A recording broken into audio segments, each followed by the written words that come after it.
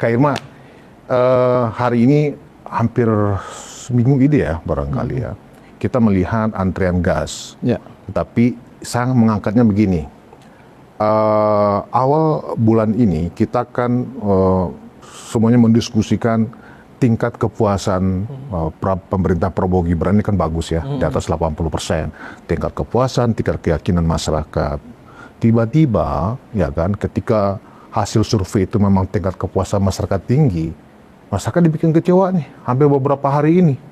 Dan saya ikut menguping tuh Kak Irma, di tengah antrian itu, ya kan, masyarakat yang biasanya gampang untuk mendapatkan gas 3 kilo, sekarang harus jauh-jauh tuh, nggak boleh lagi ke pengecer. Nah, biasa, kalau rakyat itu kan berkomentarnya kan standar dan to the point aja. Aduh kok Pak Prabowo begini ya gitulah. Kok kita sudah pilih tapi kok menyengsarakan rakyat, menyusahkan rakyat. Nah, bahasa-bahasa itu kan mungkin mereka nggak sadar karena kesel, capek, antri ya kan. Nah ini gimana nih Kak Irma, kok tiba-tiba pemerintahan Prabowo Gibran ini membuat kebijakan yang mengagetkan seperti itu. Walaupun kalau kita dengar penjelasan Menteri Bahlil, tujuannya bagus, ya kan, supaya subsidi yang dipakai untuk gas itu bisa murah ke masyarakat, itu tepat sasaran. Nah, ternyata implementasinya bikin susah rakyat. Gimana Kak Irma? Iya, yang pertama menurut saya, pemerintah, secu menteri terkait, harusnya kalau mau melakukan sesuatu, itu harus jelas dulu implementasinya seperti apa. Yang saya maksudkan begini, sebelum regulasi kebijakan itu dilakukan, dipersiapkan lebih dulu. Nah, kan harusnya untuk bisa membuat regulasi itu berjalan smooth dan baik, tidak merugikan masyarakat, ya, merugikan itu dalam arti kata mereka harus antri, harus mencari gas itu kemana-mana, misalnya begitu. Harusnya kan Pak Menteri, ya, pemerintah itu menyiapkan yang namanya, kan tadinya distributor kemudian dirubah menjadi pangkalan. Ya. Nah, pangkalan-pangkalan itu di setiap desa tuh harus ada minimal 2. Minimal dua di setiap desa. Kalau desanya luas berarti harus 3, kan harus disesuaikan supaya masyarakat di desa, di daerah-daerah itu tidak kesulitan dalam mengakses, ya, mendapatkan gas tersebut gitu. Saya paham bahwa regulasi yang dikeluarkan pemerintah itu bagus supaya tetap tepat sasaran. Kan selama ini contohnya begini Bang, contohnya kayak BLT, ya, kayak Raskin, itu kan banyak sekali orang yang seharusnya tidak dapat. Tergantung kedekatan seseorang dengan masyarakatnya. Contoh, banyak sih kepala-kepala desa misalnya yang diprotes oleh warga karena memberikan bantuan-bantuan pemerintah itu kepada sanak familinya dulu, baru kemudian baru masyarakat gitu. Nah, yang begini ini kan harusnya udah nggak boleh terjadi. Di era Pak Prabowo ini mau diberesin semua gitu. Nah, kalau mau diberesin harusnya BPS itu sudah harus mengupdate data bersama-sama dengan Kementerian Sosial, mana yang memang rakyat miskin, mana masyarakat yang bukan miskin, penerima itu. Tapi kan sampai hari ini update itu kan belum selesai-selesai. Ini yang menjadi masalah gitu. Maka pemerintah harus menyelesaikan itu dulu. Nah, sama dengan gas ini, harusnya pemerintah menyiapkan dulu pangkalan-pangkalan ini di semua desa, di semua tempat. Sehingga ketika regulasi ini dilakukan, orang nggak harus ngantri gitu loh. Ini kan yang salah nih karena regulasinya ditetapkan langsung dilaksanakan, sementara pangkalan-pangkalannya belum mencukupi. Betul. Sehingga masyarakat jadi marah gitu. Ini bukan soal pemerintah Pak Prabowo Gibran ini tidak berpihak kepada rakyat, justru berpihak kepada rakyat sebenarnya, agar yang menerima melon ini benar-benar, gas melon ini benar-benar orang yang tepat sasaran, sehingga alokasinya nggak diambil dong sama orang-orang yang mampu. Begitu ya kan, orang yang nggak mampu masih banyak yang harusnya mendapatkan subsidi gitu. Nah, ini yang memang harus disampaikan kepada pemerintah dan juga kepada masyarakat. Tapi memang saya terus terang marah ya ngelihat antrian yang panjang ini gitu. Artinya apa? Artinya pemerintah nggak siap gitu ya. Kementerian SDM ini nggak siap. Harusnya disiapin dulu gitu ya. apa namanya, infrastrukturnya disiapin dulu, pangkalan-pangkalannya disiapin dulu. Setelah semuanya siap, baru dikeluarkan regulasinya. Betul. Gitu. Nah, Sehingga masyarakat nggak kesulitan. Kalau kayak gini kan masyarakat jadi kesulitan. Mereka antri sekian lama, capek, ya kan? masalahnya kan sekarang kalau kita lihat dari antriannya ke Irma, itu kan susah kita bedakan. Mereka itu apakah masyarakat yang memang menggunakan itu sesuai tepat sasaran atau juga ibu-ibu rumah tangga, bapak-bapak yang sebenarnya bukan itu, bukan untuk yang gas 3 kilo, ya kan? Karena mungkin yang terjadi saat ini, yang biasanya ada di pengecer-pengecer di sekitar komplek-komplek perumahan atau di pinggir jalan, sekarang itu sudah nggak ada. Harus benar-benar ke pangkalan. Gitu Ya, itu yang saya bilang tadi. Artinya kan secara gradual tiba-tiba orang harus harus membeli ke jauh-jauh. Itu yang saya Yang bilang. harusnya nggak mengeluarkan ongkos, jadi mengeluarkan ongkos lagi. Lah iya, artinya kan nggak ada gunanya penurunan harga gas yang apa namanya, yang 2.000 3.000 dari dari pengecer, nggak ada gunanya karena mereka menggunakan apa namanya, kendaraan lagi, harus Kendaraan membeli lagi, ke sana. betul, Nah, betul. itu yang sebenarnya harus dipikirin pemerintah. Makanya saya bilang ini kebijakan harusnya nggak dikeluarkan kayak orang, mohon maaf ya, orang ngentut itu kan begitu dia keluar baunya udah kecium gitu. Iya. Harusnya kan disiapkan dulu. Gitu loh, Terkesan Bang. buru-buru ya. Iya dong, pangkalan-pangkalannya disiapkan dulu, ya kan, sehingga nanti masyarakat yang mau beli itu gampang gitu. Kalau kayak gini kontraproduktif. Kenapa saya bilang kontraproduktif? Yang seperti Abang bilang tadi, harganya 18.000, kalau di pengecer 20.000, 20.000. beda 2.000, tapi dia harus dari desanya pergi ke pangkalan itu harus keluarkan ongkos lagi untuk beli gitu. Buang waktunya, Buang waktu lagi, buang biaya lagi, kan jadi kontraproduktif. sangat tidak efisien juga. Nggak efisien. Jadi menurut saya ini satu kebijakan yang harus dievaluasi kembali. Siapkan dulu pangkalannya, baru kemudian regulasinya diimplementasikan. Gitu. Sebenarnya pagi ini saya mendengar lewat Wakil Ketua Harian Gerindra, Sufmi Dasko, Presiden katanya sudah mengeluarkan sebuah perintah ya bahwa kembalikan ke pengecer, tetapi sambil diproses pengecernya untuk didaftar. Itu dia yang harusnya dilakukan. Presiden benar. Tapi kan berarti kan Menteri Bahlil, ya kan, Menteri SDM kan namanya diceburin dong namanya oleh pemerintah, oleh presidennya, kan begitu. Atau menterinya yang tidak cekatan dalam membaca perintah presiden. Menurut Kak Irma gimana? Saya kira seorang menteri yang mengeluarkan kebijakan itu kan harus uji coba dulu. Ya kan? Apa yang harus diuji cobakan? Kira-kira kalau misalnya di pangkalan itu sulit nggak sih gitu?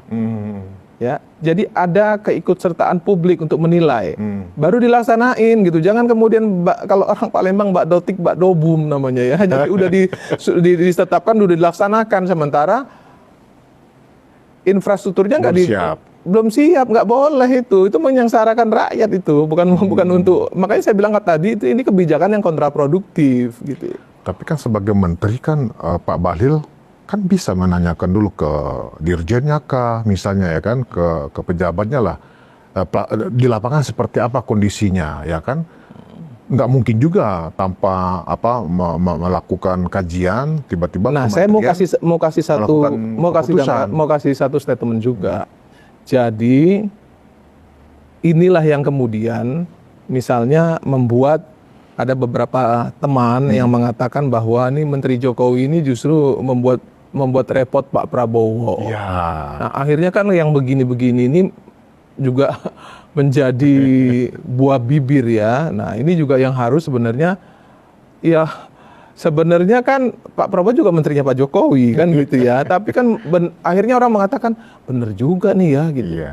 Kan kayak gini juga Maksud jadi. Karena mungkin ya by design juga ini, sengaja menteri-menterinya Pak Jokowi kebetulan kali ini ke menterinya Bahlil, ya kan, dikerjain begitu kayak. Enggak juga lah ya. Kalau saya lihat gini, ini menterinya yang harus tahu tupoksinya apa, pelaksanaan tugasnya bagaimana, kinerjanya seperti apa, ya memang harus benar-benar right man in the right place.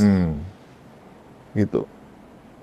Jadi Pak Prabowo pun juga harus sudah melakukan penilaian kepada semua menteri-menterinya ya, right man in the right place. Ya, saya kan selalu bilang kalau menteri yang banyak ini ya Pak, yang seperti yang direkrut oleh Pak Prabowo ini akan terjadi seleksi alam. Kalau memang tidak berkualitas dan memang merugikan masyarakat, tidak cakap, ya reshuffle aja kan gitu. Betul.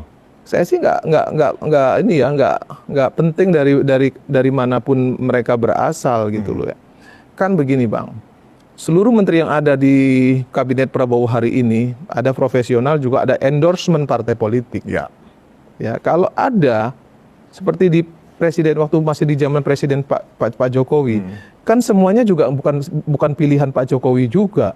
Banyak juga yang dari endorsement partai politik gitu. Nah, yang dari endorsement partai politik inilah yang harusnya dipertanggungjawabkan oleh partai politik. Gitu. Nah, inilah yang saya selalu bilang, makanya saya bilang jangan semuanya disalahkan ke Jokowi. Partai politik juga harus bertanggung jawab terhadap orang-orang yang di-endorse gitu. Kan seperti itu, Bang. Nah, kalau seperti sekarang ini ada menteri yang nggak cakap, kontraproduktif, ya akhirnya kalau masyarakat minta di reshuffle ya kita juga nggak boleh marah gitu. Benar-benar. Dan kebetulan memang Bahlil ini kan ketua umum Partai Golkar. Kayak Irma, ya kan? Nah, jadi memang sebelumnya kan kita memang melihatlah tarik-menarik politik ya para elit ini, di mana banyak desakan ke Presiden Prabowo agar mereshuffle menteri-menteri bau Jokowi kan begitu ya. Nah, kebetulan nih ada kebijakan yang dibuat oleh Pak Bahlil, itu pun sebenarnya perintah dari Presiden agar tepat sasaran di dalam memberikan subsidi gas kepada masyarakat. Ya kan, karena banyak laporan yang masuk, ternyata pengguna gas 3 kilo itu ternyata banyak yang dipakai oleh kelas menengah ke atas, bukan oleh kelas menengah bawah. Kalau menteri yang kontraproduktif itu sebenarnya di 100 hari pemerintahan Prabowo Gibran ini bukan cuma Bahlil sebenarnya kan. Ada Menristek Dikti misalnya kemarin, gaduh. Apa itu orangnya Jokowi kan bukan. Ada misalnya utusan presiden yang kemarin mobilnya dipermasalahkan, misalnya seperti itu. Raffi Ahmad, Patwal. Ya saya itu nggak pernah loh. Saya sebagai anggota DPR nggak pernah menggunakan patwal. Selama saya menjadi anggota DPR saya nggak pernah menggunakan patwal, gitu ya. Karena saya merasa, aduh, kayaknya kok jumawa banget gitu ya. Udahlah, biasa aja lah sebagaimana kita sebagai rakyat, sebagai wakil rakyat lah ya, kita berlaku gitu ya. Nggak perlu juga harus gagah-gagahan. Raffi Ahmad juga kontroversial kayak Irma. Pertama yang ya selain patwal itu ya, kita juga terheran-heran tuh semuanya. Ternyata dari LHKPN-nya Raffi Ahmad itu nilainya fantastis lah ya, mencapai angka 1 triliunan. Bahkan yang terakhir Raffi Ahmad mendatangi Habib Rizik, ya kan, untuk kan Raffi Ahmad itu kan utusan dari generasi muda ya. Nah, kenapa ke Habib Rizik? Tujuannya apa? Apakah mau membawa Habib Rizik untuk memberikan ceramah yang baik untuk akhlak anak muda? Apa itu benar kan gitu? Gimana untuk Kak Irma? Ini ya, apa harus di-reshuffle juga nih? Enggak lah. Jadi saya kira begini ya. Habib Rizik itu kan pemuka agama. Iya. Yang nggak boleh juga kita nggak mengakui itu, bahwa beliau juga punya apa namanya ya, punya murid-murid lah, punya orang-orang yang selalu meminta nasihat dari beliau. Kita nggak boleh menafikan itu karena beliau adalah pemuka agama. Nah, saya kira yang dilakukan Raffi juga nggak salah. Kan Pak Habib Rizik juga punya banyak fans, ya, punya banyak orang yang juga menghormati beliau dan berguru kepada beliau. Nah, kalau saya sih ngelihatnya bagus ya, bagus-bagus saja. Nggak boleh juga kita menafikan hal itu gitu. Habib Rizik bisa juga membantu Raffi untuk mencerdaskan anak-anak muda, ya, memberikan pelajaran agama, akhlak, etika dan lain sebagainya. Jadi menurut saya itu hal-hal yang normal-normal saja dan nggak ada masalah gitu. Iya, nggak ada masalah karena apa? Jadi lupakan masa lalu lah kalau menurut saya ya, lupakan masa lalu. Ke depan ini kan Pak Prabowo ingin semuanya terlibat di dalam membangun Indonesia ke depan menjadi lebih baik. Nah, Pak Habib Rizik juga harus kita mintain bantuan untuk juga bisa membantu masyarakat sesuai dengan keahliannya. No problem, bagus menurut saya, nggak ada masalah. Supaya itu juga mungkin strategi, anggaplah itu Raffi melaksanakan perintah presiden juga ya kan, sebagai utusan kan begitu, utusan presiden. Bagaimana cara membawa Habib Rizik itu membawa dakwah-dakwah yang lembut ya, yang selama ini kan cenderung keras ya kan, provokatif. Tapi juga. gini juga loh Bang, kadang-kadang memang perlu keras juga. Ada keras, ada lembut. Menurut saya itu bukan hal yang harus diperdebatkan. Keras yang penting itu memang betul-betul bisa membuat masyarakat menjadi lebih baik. Lembut kalau kemudian malah menjadi kontraproduktif juga nggak bagus juga gitu. Bahasanya lembut tapi menjadi kontraproduktif kan nggak bagus juga gitu ya. Jadi apa yang dilakukan Raffi untuk bertemu dengan Habib Rizik menurut saya nggak perlu dipersoalkan dan harus disupport supaya kita juga minta Pak Habib Rizik ini ikut membangun bangsa ini melalui dakwah-dakwah beliau yang untuk anak-anak muda gitu. Menurut Kak Irma yakin Habib Rizik mampu menampilkan wajah baru, dakwah baru, ya kan, yang lembut, yang bisa mengena, ya kan. Bang, karakter Dilihat dari track record Habib Rizik yang sebelumnya gimana, Kak Irma? karakter orang beda-beda satu. Yang kedua, mungkin dulu beliau nggak sealiran nih dengan presidennya, ya kan? Kalau sekarang kan beliau memahami, sealiran dan memahami lah ya, dan percaya gitu dengan presidennya. Saya kira halnya nggak bisa disamain lah ya. Saya sih tetap punya pikiran positif ya. Saya selalu berpikiran positif bahwa nggak ada salah ya. Dan saya yakin sih mudah-mudahan bisa gitu. Ya, memang kayaknya Karena kita harus punya optimisme, jangan semuanya bilang pesimis, nggak ini gini, ya jangan juga. Ya, gitu. semuanya sekarang lagi cek ombak kayaknya. Aduh, kita ini senengnya ya, masyarakat kita nih, saya nggak tahu ya kenapa saya selalu bilang itu, kenapa sih selalu mengadu domba gitu ya, memprovokasi. Cobalah. Kalau mau melakukan kritik, ya kritik aja gitu, tapi nggak usah provokatif gitu. Maksud saya tuh hanya ingin Indonesia ini persatuan dan kesatuan bangsanya tuh terjaga gitu. Kapan kita mau membangun bangsa ini ke depan menjadi lebih baik kalau kita ribut terus? Ya kalau nanti ada jagoannya di periode berikutnya mau bertarung, ya kita kan bisa bertarung lagi, gitu. Tapi memang dalam konteks Raffi mendatangi Habib Rizik itu memang sebagian ada yang menilai cek ombak, ingin melihat reaksi masyarakat, ya kan? Kalau reaksi masyarakat ternyata positif, artinya tidak ada masalah berarti. Artinya Habib Rizik bisa mungkin diberikan tugas juga barangkali. Tetapi manakala respon dari masyarakat yang terhadap Raffi Ahmad ternyata negatif, bisa jadi ternyata masyarakat belum menerima, masyarakat yang selama ini mendukung Prabowo Gibran, maksudnya gitu loh. Kak Irma, sebenarnya kan dalam konteks masih cek ombak, termasuk juga mungkin tugas yang diberikan oleh Presiden kepada Menteri SDM Bahlil yang juga adalah seorang ketua umum Golkar, itu jangan-jangan juga cek ombak, karena kan nggak lepas semuanya itu adalah bagaimana sekarang Presiden Prabowo harus mempertahankan tingkat kepuasan masyarakat ini dan tingkat keyakinan masyarakat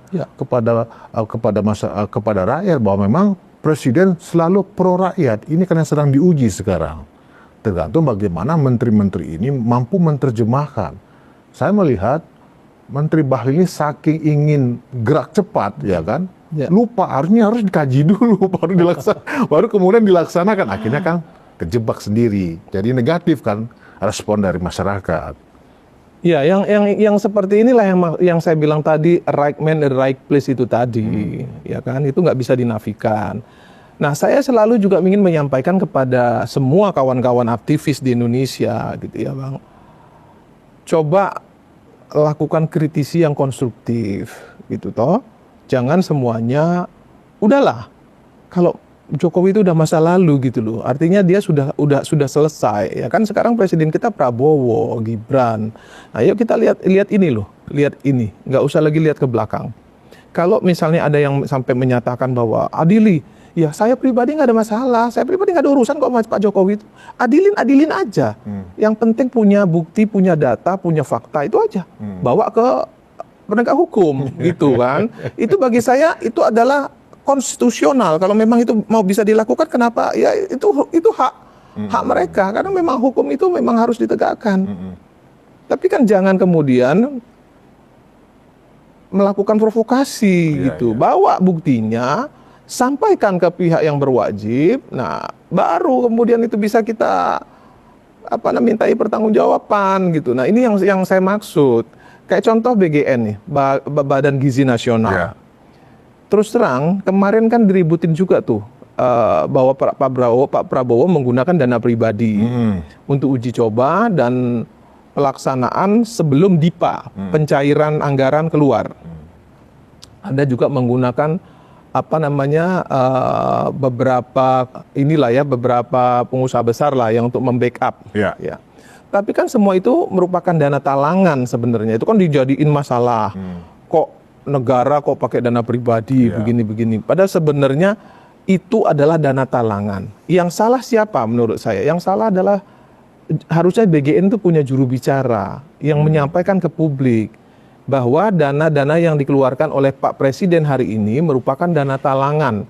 Ketika DIPA anggaran cair itu akan dikembalikan gitu. Nah, ini kan nggak pernah ada klarifikasi, nggak pernah ada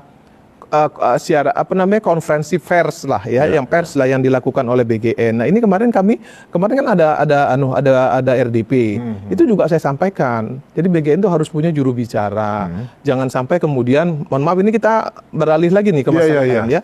Jangan sampai kemudian belalang lah, ulet sagu lah ya, yang laron lah gitu. Sementara dari video yang saya dapatkan dari pembicaraan ketua BGN ini, dia hanya menyampaikan bahwa di daerah-daerah itu ada ya kan makanan kearifan lokal.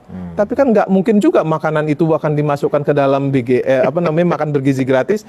Kan nggak cukup. Rantai pasoknya nggak bakal cukup. Kan itu kan hanya orang-orang yang mengumpul-ngumpulkan kemudian dimasak sendiri gitu, tapi tidak untuk menjadi menu makan bergizi gratis karena rantai pasoknya nggak bakal cukup gitu loh. Dan lagian itu kan tidak generik sebagai sebuah menu makanan.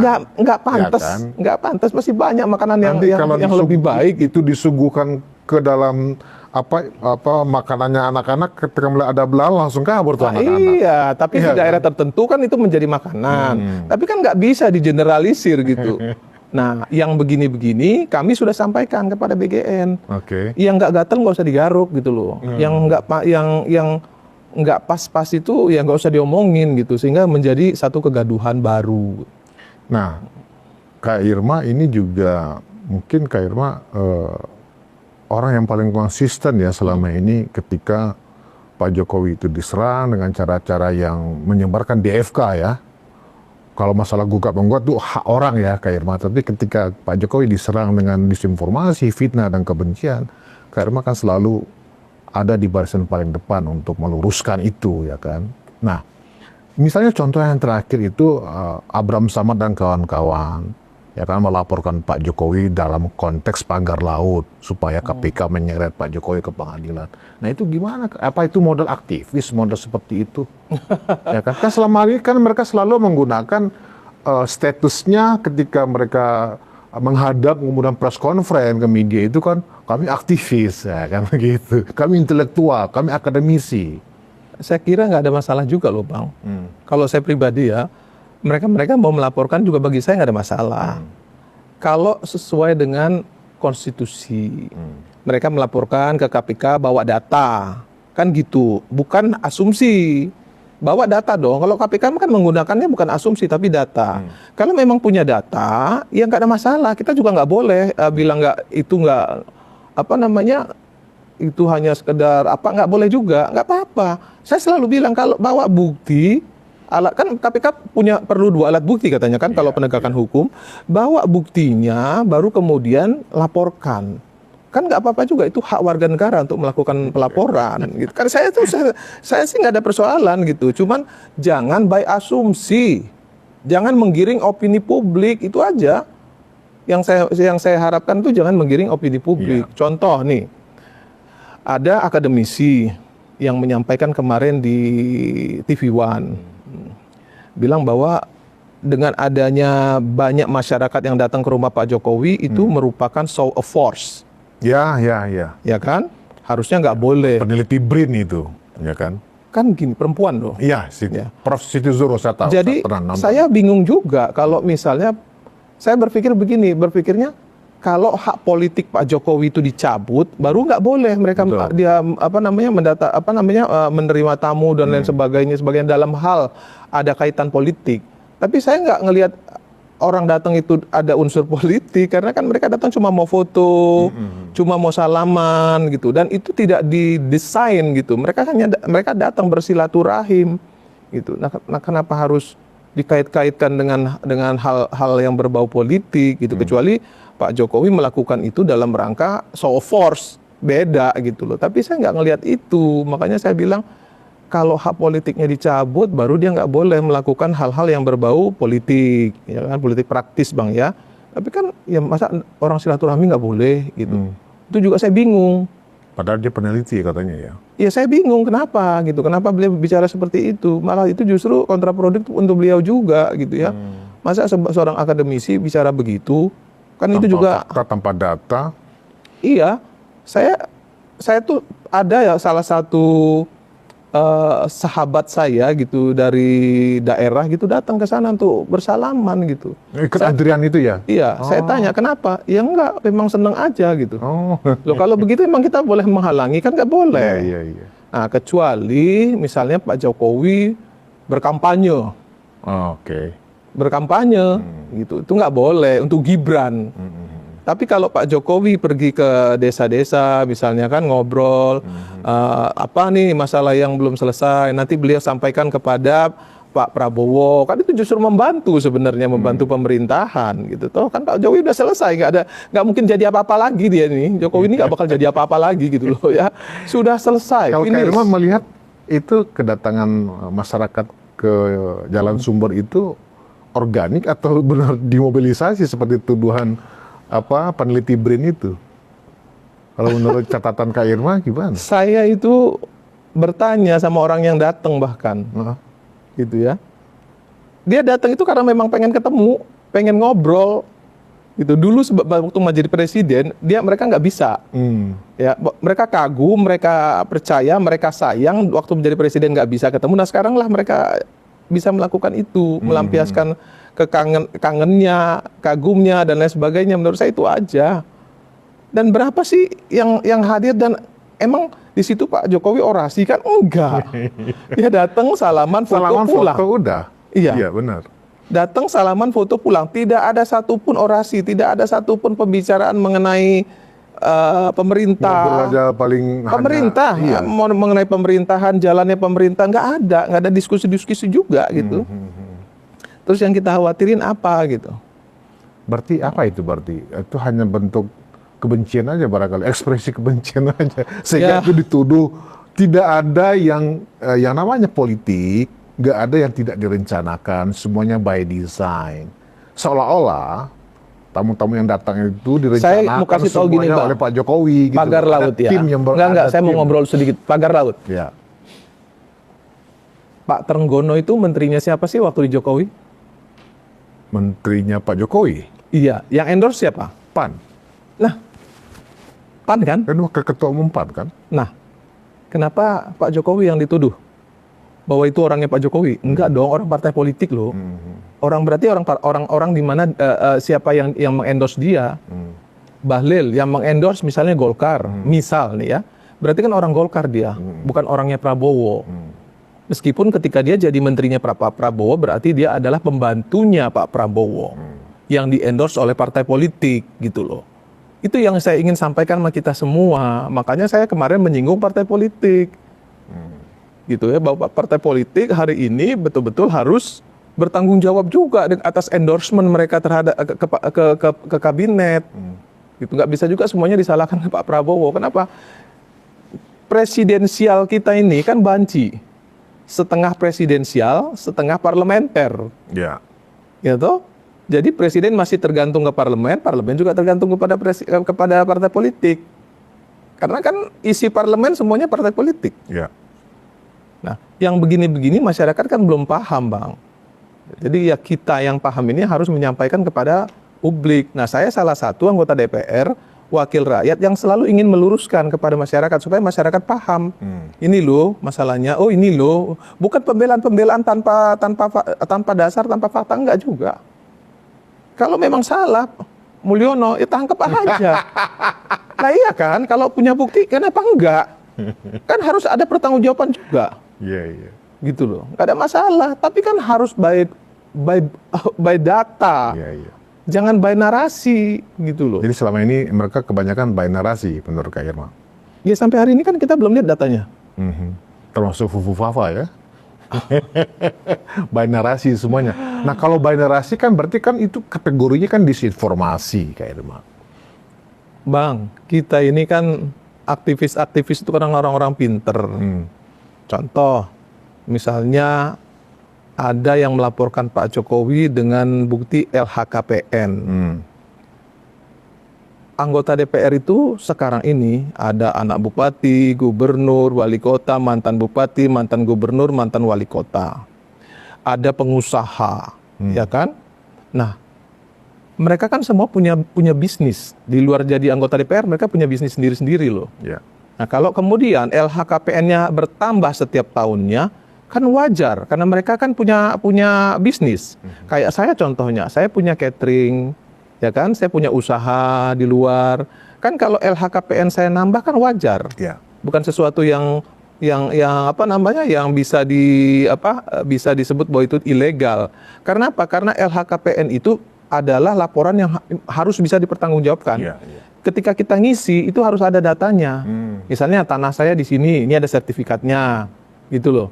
Tanah saya di sini ada sertifikatnya, nomornya sekian. Gitu. Setiap tahun pasti naik tanah. Ya, kan? kemudian penghasilan saya dari ini sekian, gitu kan. Kemudian deposito saya segini, kan deposito juga ada bunganya tambah kan. Nah itu kan di LHKPN itu jelas sebenarnya. Jadi LHKPN itu yang bisa dipertanggungjawabkan. Nah kecuali justru gini, orang itu kaya raya, tapi LHKPN-nya rendah. Nah itu perlu dicurigai gitu. Atau ada yang mendadak tiba-tiba LHKPN-nya fantastis gitu ya. Nah itu kan ada juga. Kalaupun itu mau ditelisik nggak ada masalah. Wajar kan masyarakat juga melakukan kontrol. Iya. Ya, kalau saya sih sebenarnya nggak ada persoalan, Bang. Hanya yang saya ingin sampaikan adalah mbok kita itu belajar elegan. Gitu, sebagai aktivis, ya, sebagai politisi itu elegan. Kita orang yang berpendidikan, kita tahu hukum itu seperti apa, ya kan, mau melaporkan itu harus seperti apa, gitu, nggak ada masalah. Menurut mereka kan mereka sangat elegan kayak rumah. Iya kan nggak apa-apa juga lah mereka merasa seperti itu kan, kita bilang juga nggak boleh juga kita bilang, lu nggak boleh ya merasa seperti itu, nggak bisa. Makanya saya setiap kali selesai debat kan kita pasti tos-tosan, kita ngobrol bareng, ketawa-tawa gitu ya, karena kita tahu ini adalah konsumsi publik gitu ya, konsumsi publik yang memang harus dipahami oleh publik. Nah publiklah yang akan menilai gitu loh. Ya, jadi ya beginilah kita hari ini. Tapi memang kehadiran Kak Irma selama ini kan membalance ya. Karena walaupun ya pasti kayak Kak Irma dengan sejumlah aktivis itu kan pasti adik-adik junior lah ya kan. Mungkin di panggung tuh kelihatannya kan, wow, gontok-gontokan gitu loh. Tapi kan setelah itu kan nggak ngopi bareng juga barangkali. Tetapi ketika sebuah fakta dibelokkan atau bahkan sebuah informasi yang sebenarnya nggak ada faktanya diglorifikasi seolah-olah ada faktanya, itu kan Kak Irma lakukan selama ini. Iya, itu yang saya lurusin. Itu yang saya lurusin. Bukan membela, tapi meluruskan. Tapi kan mereka menganggap Kak Irma itu justru barisan paling depan pembela Pak Jokowi kan begitu selama ini. Saya sampaikan kepada mereka semua, kepada teman-teman, kalau punya bukti silakan laporkan. Saya bilang begitu, bukan saya bilang, jangan laporkan ya, enggak. Saya bilang kalau punya bukti, punya data, ya kan, silakan, nggak apa-apa. Ya. Nggak ada masalah, Bang. Laporan yang disampaikan oleh Abraham Samad dan kawan-kawan itu, di situ juga saya lihat ada Pak Mas Eros Jarot ya. Nggak ada masalah, Mas Eros itu guru politik saya loh. Iya. Ya? Tapi ketika saya berbeda pendapat sama beliau kan juga nggak ada masalah. Iya. Nggak ada persoalan bagi saya. Saya sering kok, misalnya saya begini, beliau bilang, Ma, yuk ke rumah Godong, kita ngobrol. Ya nggak ada apa-apa kan. Kita diskusi. Kalau dia panggil saya, ya saya datang. Tapi Itu, kalau ada waktu saya datang pasti. Nikmatnya kita hidup di era demokrasi sekarang kan, Kak Irma kan begitu. Nah, Kak Irma, kita udah ngobrol ngalor ngidul dari tadi. Intinya sebenarnya begini, nggak apa-apa, menarik juga sih kita mengalir aja bicaranya, ngobrolnya, diskusinya. Intinya kan kita melihat sekarang bagaimana 100 hari ke depan setelah ini, ya kan? Dari kritikan Kak Irma, ya kan, memang 100 hari pertama itu bahkan Kak Irma bilang belum pantas dinilai juga sebenarnya kan gitu. Nah, berarti ini kan periode yang harus dinilai, ini udah 100 hari kedua menuju 6 bulan kan begitu. Nah, dari perjalanan sampai hari ini, Kak Irma melihat sudah mulai ada tanda-tanda semakin kompak atau mulai ada tanda-tanda keretakan ini di kabinet. Jadi gini Bang, waktu itu saya bilang, kenapa belum bisa dinilai? Program itu bisa jalan kalau ada anggaran. Ya kan, baru BGN yang bisa jalan, yang lain belum bisa jalan karena belum ada anggaran. Dipanya kan belum cair. Nah, yang harus dilakukan oleh semua menteri, ya kabinet ini adalah membuat peta jalan, roadmap, bagaimana ke depan kan gitu. Peta jalan itu yang harus kita lihat. Apa sih targetnya? Nah, setelah mereka bikin peta jalan, targetnya apa? Ya kita lihat nanti perjalanannya ke depan seperti apa, ya kan? Program 3.000 rumah misalnya. Kita bisa lihat nanti di 6 bulan ini berapa rumah dari 3.000 rumah itu berapa yang bisa diselesaikan. Kan seperti itu. Dulu Anies misalnya bilang mau buat bangun 200.000 rumah. Tapi kan yang kebangun cuma 2.000-an. 2.000-an loh. Artinya kan nggak tercapai juga. Betul. Kenapa nggak tercapai? Ya anggarannya, supporting banknya nggak mampu. Nggak ada bank yang mau 0%, DP 0%, itu nggak ada yang mau, sehingga Pak Anies juga kewalahan dengan soal itu. Mungkin pada saat dia mencanangkan itu dia nggak berpikir bahwa bank itu nggak bisa dia perintah gitu loh, karena bank itu kan harus ada laba yang diperoleh. Nggak mungkin bank itu mau dengan DP 0%, nggak ada bank yang seperti itu gitu loh, ya kan? Jadi nggak berhasil ya. Apakah itu kemudian dianggap pembohongan oleh Anies kepada publik? Sebenarnya enggak juga sih, ya. Hanya saja programnya sebenarnya enggak benar gitu loh, karena dia enggak mempertimbangkan bahwa bank pasti enggak bakal support, gitu. Tapi kalau dia diartikan dia bohong, saya kira enggak bohong. Emang cuma enggak tercapai aja. Kan cuma berapa dari 200.000 ke 2.000 berapa persen cuman itu. Tapi kan sebenarnya secara fiskal juga Kak Irma, kan sebenarnya pemerintah sekarang juga sedang sulit juga ya kondisinya. Ya. Kita lihat begini, itu kan MBG aja 71 triliun dan akan ditambah menjadi 100 triliun sampai September. Dari mana dananya? Ya kan, itu satu. Belum lagi dana untuk mencapai 3 juta rumah itu sendiri. Itu kan juga bagaimana, dari mana sumber dananya. Katanya investor asing dan seterusnya. Nah, dilihat dari target pertumbuhan ekonomi kan sekarang Pak Prabowo sudah melakukan pemangkasan sampai 300 triliun. Ya. Yang mana dari pemangkasan itu akan dialokasikan untuk program prioritas nasional ini. Ya kan, seperti MBG, ya kan, dan seterusnya. Nah, artinya apa? Apakah dengan kondisi yang seperti ini, secara fiskal, pemerintah cukup perform nggak untuk melaksanakan program-program yang penting ini?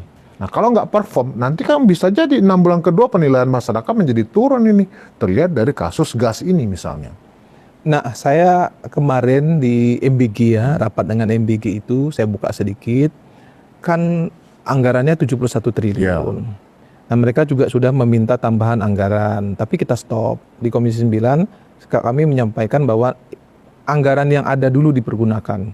Nanti di perubahan, di anggaran perubahan baru ditambah kalau itu ada kekurangan. Nah, kekurangannya nanti dapat dari mana itu kan urusan presiden yang akan mencarikan, baru kemudian diajukan kepada DPR. Entah dari cukai rokok, entah dari apapun. Menurut saya, atau dari pangkasan-pangkasan yang tadi 300 sekian triliun, saya juga nggak tahu nih. Ya kan, dari mana nanti akan ditambahkan seperti itu. Tapi saya justru memberikan usulan sebenarnya terkait MBG ini kepada pemerintah. Satu, cukai rokok. Karena itu adalah dana kesakitan masyarakat yang harus dikembalikan kepada masyarakat sebenarnya. Bisa dipakai untuk MBG, bisa dipakai juga untuk tambahan dana cukup besar ya? BPJS 150 triliun per tahun. Itu bisa dipakai juga untuk BPJS Kesehatan. Kan BPJS hari ini kan defisit 20 triliun. Kalau diambilin dari cukai rokok itu kan sebenarnya itu sudah selesai, ya kan? sisanya masukin MBG, misalnya seperti itu.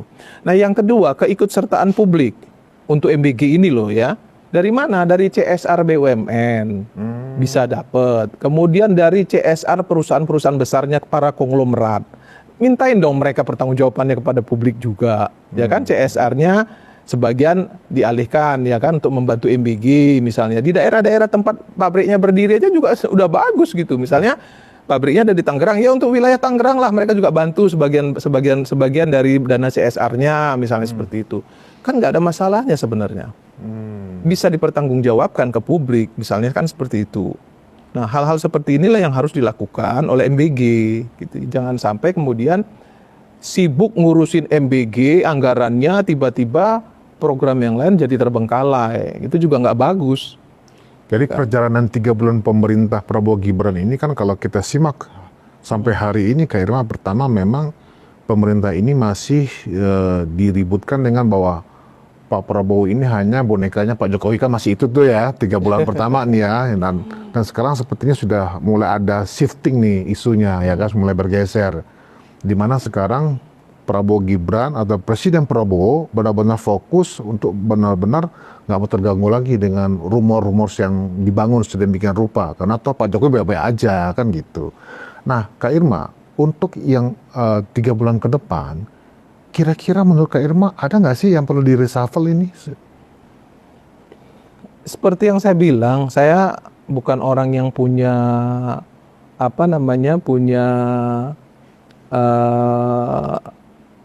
kewenangan untuk menyampaikan itu, karena reshuffle itu kan hak prerogatifnya Pak Prabowo, Presiden gitu. Jadi ya tinggal bagaimana Presiden melihat apakah orang ini bermaslahat nggak untuk kabinetnya, kan gitu, ya kan?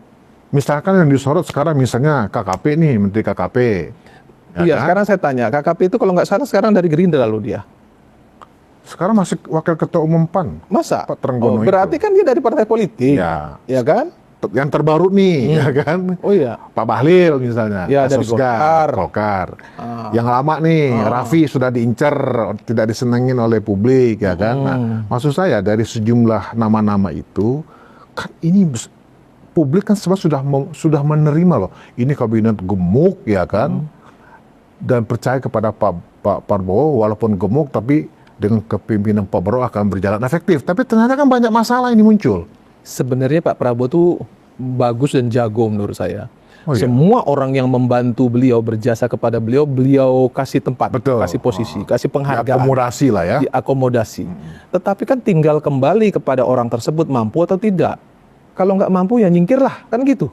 Pak Prabowo punya ketegasan untuk itu nggak menurut Kak? Harusnya punya. Ke orang-orang yang ditunjuk sekarang. Harusnya punya. Harusnya punya. Toh dia sudah diberi posisi. Contohnya kayak kemarin siapa yang Ustadz yang mana yang Gus Miftah. Gus Miftah. Ya kan secara otomatis dia mengundurkan diri.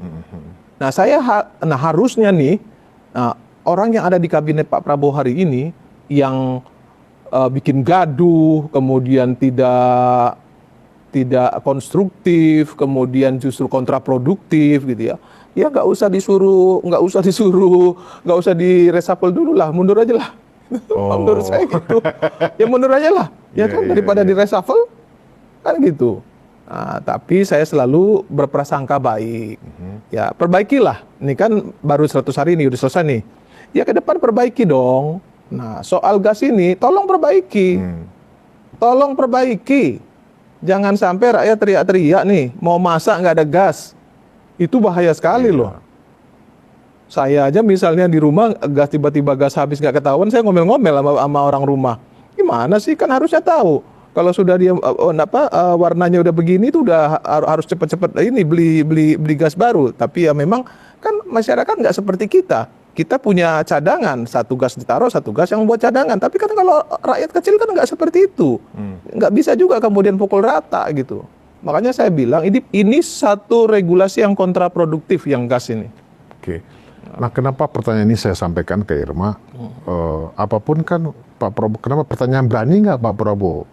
Karena kan ini kan koalisi, Kak Irma. Apakah mengganti person yang mewakili partainya atau partainya yang keluar kalau memang nggak perform, itu maksudnya? Saya kalau ngelihat dari sejarah ya, saya pesimis ada menteri yang mau mundur karena nggak firm. Saya pesimis terus terang. Ya, di Indonesia itu belum ada yang seperti itu. Nah, tapi dengan baik sangka kita tetap minta yang bersangkutan memperbaiki. Ya, kita kasih waktu lah 1 bulan, bisa nggak perbaikin? Kalau 1 bulan masih ngantri juga, ya mau nggak mau Pak Prabowo harus reshuffle. Minimal pindahin deh, ganti ke tempat yang beliau passionnya beliau lah gitu, yang bisa dia kerjakan dengan sangat baik lah, kan seperti itu. Kalau tentang bagaimana mengkomunikasikan kerja-kerja pemerintah kepada publik, kepada stakeholder yang lain, gimana penilaian Kak Irma tentang apakah itu sudah berjalan bagus juga untuk yang periode sampai 3 bulan? Saya mendapatkan informasi nih ya dari Pak Erick Thohir, beliau sudah melakukan konsolidasi kepada semua menteri-menteri, duduk bersama untuk menyelesaikan banyak masalah yang mengkait antara satu kementerian dan kementerian lain. Ya. Selama ini memang perlu kita garis bawahi banyak ya, menteri-menteri ini kan sering mengedepankan ego sektoral, gitu. Termasuk parlemen juga. Di parlemen itu lucu, Bang. Jadi kalau Komisi 9 mau manggil mitra Komisi 10, itu Komisi 10-nya keberatan. Lah padahal sebenarnya harusnya nggak ada masalah dong, iya kan? Toh ada kaitan antara Komisi 9 dan Komisi 10 misalnya seperti itu. Iya. Harusnya nggak ada masalah, tapi kadang-kadang nggak mau komisinya. Nah ini kenapa ini terjadi? Ego sektoral. Nah ini yang harus diberantas, ini yang harus dihabisin. Jadi ego sektoral ini nggak hanya ada di pemerintah ya, di DPR juga ada ya? Di DPR juga ada. Antar komisi? Antar komisi. Gitu. Saya selalu berusaha untuk jujur dalam hal ini. Meskipun saya anggota DPR loh, tapi saya juga mengkritisi DPR. Untuk apa? Untuk kebaikan DPR itu sendiri. Itu saya selalu lakukan. Ada yang bilang, loh, dia kan orang parlemen kok malah ini, loh, saya orang yang mau jujur dengan diri saya sendiri gitu loh. Saya ingin memperbaiki diri saya sendiri juga gitu. Saya juga nggak mau orang lain menunjuk muka kita, tapi kita nggak pernah tahu bahwa kita salah gitu. Itu harus kita perbaiki, Bang. Baik, Kak Irma, kita memang dari tadi banyak membicarakan berbagai tema ya, nggak hanya satu tema gitu loh. Ini kita bicara gado-gado. Gado-gado ya kan? Karena apa? Kalau kita membicarakan 100 hari pemerintah tanpa melihat dan menyimak, mengkritisi masalah antrian gas, nggak afdol juga Kak Irma. Nah kalau kita bicarakan nyebar kemana-mana ini ya. Contohnya pagar laut lah. Iya. Ya, saya sampai WA Pak Menterinya loh, EPN. Karena ada satu orang ibu-ibu, profesor dia, itu mengeluh soal sertifikat, soal tanah dan lain sebagainya. Saya sampaikan. Ke Komisi 2 saya sampaikan, ke menterinya saya sampaikan. Ini loh yang harus diperbaiki. Soal pagar laut itu sebenarnya nggak terlalu sulit kalau kita memang mau meluruskan ini gitu ya. Kalau memang mau meluruskan, satu sisi kita lihatlah manfaat dan mudaratnya. Kan harus itu yang dilihat dulu. Yang kedua, sebenarnya kasus itu gampang diselesaikan sebenarnya ya? Gampang kalau menurut saya. Lihat dari akar permasalahannya di bawah dulu. Sampai sekarang mulai dari kesannya dibikin ruwet gitu Kak Irma? Mulai dari kepala desanya dong lihat. Kok bisa naik ke atas sampai yang teratas. Panggil aja semua. Iya dong. Itu bahkan sudah ada dari zaman 2014, sebelumnya bahkan sudah ada itu pagar laut. Gitu. Kenapa kok bisa? Ya kan nggak mungkin lah presidennya semuanya harus tahu. Ya kan Pak Prabowo juga mungkin baru tahu setelah ribut-ribut gitu ya. Nah, Pak Jokowi mungkin juga baru tahu kalau setelah ribut-ribut. Ingat nggak waktu Pak Jokowi dibohongin sama menterinya terkait sertifikat? Iya. Bayangin kan gitu ya. Ya kan nggak semuanya juga Pak Presiden itu tahu gitu. Kalau misalnya nggak terjadi kejadian kan banyak yang dipikirin Presiden ini. Apalagi kalau terkait pagar laut ini kan sudah terkait juga dengan otonomi daerah sebenarnya ya. Makanya harus ada gunanya kawan-kawan yang di luar yang melakukan kontrol sistem yang efektif kepada pemerintah. Sehingga ketika mereka ngomong kan Presiden jadi tahu. Ya nggak semuanya juga Presiden. Kadang-kadang kan Presiden juga bisa dicipoain tuh sama menteri-menteri sama menteri-menterinya kan gitu loh. Ini kan bukan rahasia umum lah, Bang. Kita juga harus harus jujur lah ya gitu. Kayaknya terlalu berani bilang bahwa kan saya ngomong apa adanya. Banyak menteri-menteri mencipoin. Artinya kan ngadalin presiden kan begitu. Lah kan kejadiannya sertifikat, inget nggak? Sertifikat itu loh yang 1000 Iya, iya. sertifikat itu ternyata bodong. Ayo, kan berarti dibohongin presidennya oleh Tapi ada para juga menteri. kayak Ada menterinya yang membohongi presiden. Dalam konteks pagar laut ini ada juga yang ngaku aktivis, teriak-teriak karena tanahnya sekian hektar, harga diminta nggak kesampai, kayak ngamuk-ngamuk. Ada juga yang seperti itu kayak Ya, ya itulah manusia tadi bang. Makanya Iya saya kan? bilang itulah manusia. Kadang-kadang kan dia mencari sesuatu lah ya. Ya kalau dia mencari sedikit tambah-tambahan lah gitu kan. Kalau itu sesuai harga yang dia minta Aduh. ke pemilik ke developernya, wah dia triliunan juga uangnya kayak Irma. Masalahnya kan harga yang dia minta kan terlalu. Tapi developernya pun juga harus diperiksa. Ya. Dapat dari mana tuh sertifikat, dapat dari mana tuh HGB, kan juga perlu bang. Iya. Kita kan juga harus buka-bukaan juga ya dalam hal ini loh. Menurut saya juga harus jujur juga kita, supaya masyarakat juga nggak merasa loh ini ada apa nih pemerintah gitu. Nanti kembali lagi ke pemerintah. Begitu bicara pemerintah langsung yang ditunjuk presiden. Ya kalau nggak Prabowo pasti Jokowi kan gitu. Oke. Nah maka kemudian yang harus dilakukan adalah ya mulai dari bawah sampai menterinya dulu deh. Periksa. Oke. Setelah dari menterinya terlibat, baru kita bicara soal presiden. Ya. Nah, Oke, Irma, berarti kita sudah ngomongin antrian gas, melon, kemudian juga pagar laut nih, juga masalah kan 100 hari Raffi presiden. Ahmad, ya kan. Nah, kira-kira nih sebagai closing statement, Kak Irma, bagaimana ke depan pemerintahan Prabowo Gibran ini? Kan banyak sekali tugas-tugas yang masih belum tuntas ya, terutama dalam penyediaan dana fiskalnya sendiri. Nah, kalau memang kemudian Pak Prabowo dianggap tegas ya kan, apa kira-kira saran Kak Irma kepada pemerintah ini supaya lebih maksimal lagi bekerja dalam 100 hari ke depannya lagi? Ya, yang pertama Pak Prabowo harus menegaskan kepada seluruh menterinya laksanakan program presiden. Jangan program partai politik, Oke. program presiden. Berarti ada indikasi ini ada tumpahan Program partai presiden. politik ya? Ya, ya kan? Yang kedua, Pak Prabowo juga harus tegas kepada Pemda daerah ya untuk bisa menjalankan program presiden. Jangan program mereka untuk terpilih kembali di periode berikutnya. Aha. Karena itu banyak terjadi selama ini. Nah, itu juga harus ditegaskan. Sebagai presiden, beliau harus berani. Dan beliau sudah menyampaikan itu sebenarnya. Nah, tinggal bagaimana kontrol. Nah, kontrol ini siapa yang melakukan kontrol? Yang pertama tentu parlemen, Ya. kami. Yang kedua, ya aktivis-aktivis tadi. Yang saya bilang, yang abang bilang tadi kan. Tetapi, sebagaimana yang saya selalu bilang, ya by data, konstruktif, kan begitu. Jangan ngacau gitu loh. Kalau ngacau malah bikin gaduh. Kalau kan? istilah Kak Irma, kontrol itu oleh aktivis, tapi bukan oleh aktivis yang cengeng dan cemen kan gitu. Loh, Bang, saya kan pernah demo di pelabuhan dan saya pernah dipecat. Iya. Saya karyawan BUMN yang dipecat loh. Gitu kan, tapi saya nggak nangis-nangis gitu loh, yang nggak ribut. Jadi gitu. ada aktivis yang nangis-nangis ternyata. Iya kan, artinya gini, kita itu Lucu juga, yang ya. namanya kita aktivis ya kan, kalau memang ada resiko misalnya dari semua yang kita lakukan, ya kita harus terima. Saya terima kok, saya terima. Jadi ketika saya dipecat, ya sudah mau apa gitu kan.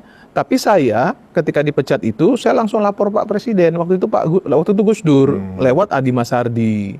Nah, dibantulah sama Bang Adi Masardi. Waktu itu kami ketemu Bang Adi Masardi dan kami laporkan. Nah, setelah kami laporkan by data loh, kita presentasi loh.